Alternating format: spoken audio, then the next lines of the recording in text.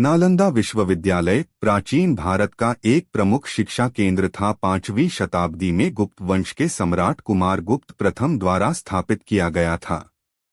यह विश्वविद्यालय वर्तमान बिहार राज्य में स्थित है और बौद्ध धर्म के अध्ययन के साथ साथ अन्य विविध विषयों की शिक्षा के लिए प्रसिद्ध है।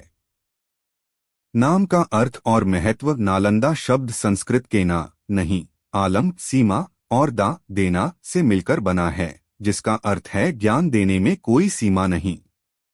यह नाम विश्वविद्यालय के उद्देश्यों को दर्शाता है, जहां ज्ञान का असीमित प्रवाह होता था। संरचना और पुस्तकालय। नालंदा विश्वविद्यालय एक विशाल परिसर था, जिसमें 300 से अधिक कक्ष, 7 बड़े कक्ष और अध्ययन के लिए 9 मंजिला एक विशाल पुस्तकालय था।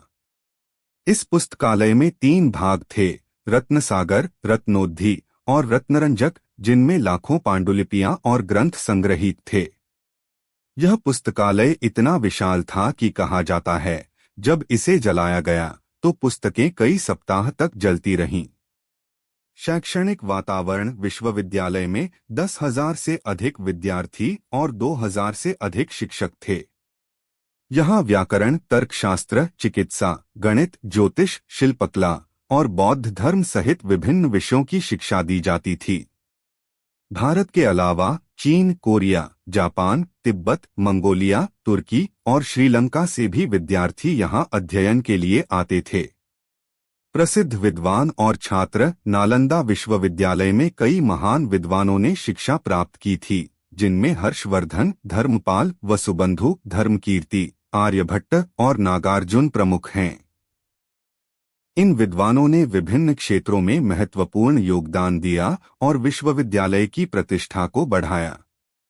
विनाश और पतन। 12वीं शताब्दी में बख्तियार खिलजी के आक्रमण के दौरान नालंदा विश्वविद्यालय को नष्ट कर दिया गया। आक्रमणकारियों ने पुस्तकालय में आग लगा दी, जिससे लाखों पांडुलिपियां नष्ट हो गईं। इस आक्रमण में कई भिक्षुओं और विद्वानों की हत्या भी की गई, जिससे विश्वविद्यालय का अस्तित्व समाप्त हो गया।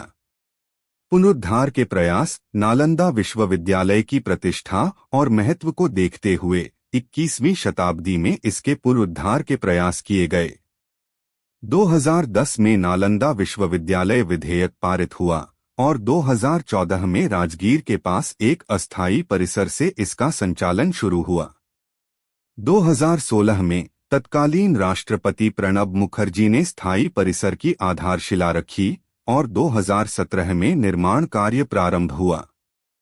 पर्यटन और विरासत। आज नालंदा विश्वविद्यालय के अवशेष एक महत्वपूर्ण पर्यटन स्थल हैं, जो इतिहास प्रेमियों और शोधकर्ताओं को आकर्षित करते हैं। यह स्थल यूनेस्को विश्व धरोहर सूची में शामिल है और भारतीय उपमहाद्वीप की समृद्ध शैक्षणिक विरासत का प्रतीक है। निष्कर्ष। नालंदा